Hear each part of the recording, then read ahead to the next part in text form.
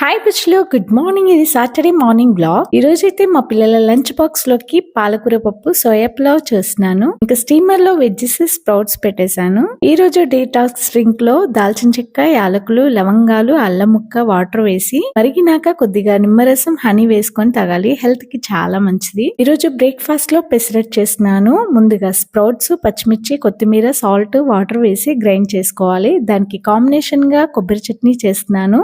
ఈ పెసరట్టు రోజు పెట్టినా తింటారు మా పిల్లలైతే. చాలా హెల్దీ అన్నమాట. అట్టు వేసి దాని మీద కొద్దిగా క్యారెట్, ఆనియన్, బీట్రూట్, అల్లం తురుము వేసి కొబ్బరి చట్నీతో సర్వ్ చేసుకోవాలి. మిల్ మేకర్ తో పులావ్ చేస్తున్నాను. ముందుగా ఆయిల్ లో కరివేపాకు, స్టీమ్ చేసిన బీన్స్, క్యారెట్, ఆనియన్స్, క్యాప్సికమ్, పచ్చిమిర్చి, మిల్ మేకర్, కొద్దిగా పెప్పర్, సాల్ట్, రైస్ వేసుకొని పైనుంచి కొద్దిగా కొత్తిమీరతో సర్వ్ చేసుకోవాలి. రైస్, ఆమ్లెట్, పప్పు, జామకాయతో పిల్లలకి లంచ్ బాక్స్ అయితే రెడీ చేశాను. ఈ వీడియో నచ్చితే ప్లీజ్ ఒక లైక్ చేయండి.